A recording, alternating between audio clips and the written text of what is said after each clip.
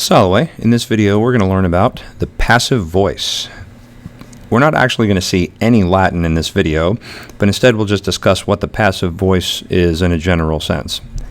Up to this point we've seen three different aspects of verbs, those being person, number, and tense.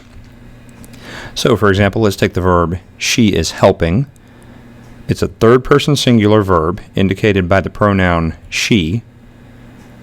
It's also present tense, which is indicated by the word is.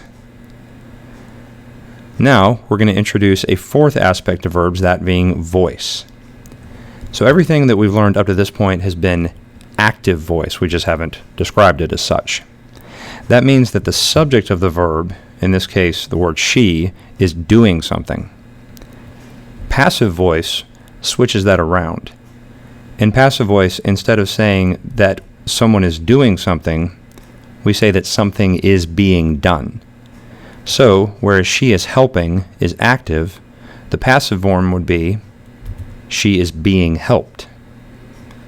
In this case, the subject is receiving the action rather than performing it. Passive voice allows us to say that something is being done without saying who's doing it. Now, generally in English, we don't use the passive voice that much, but it is still useful in some situations.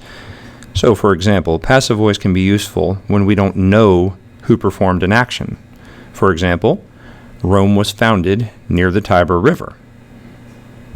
Here we might use the passive voice because, despite the legends that have been handed down to us, we don't really know who founded Rome.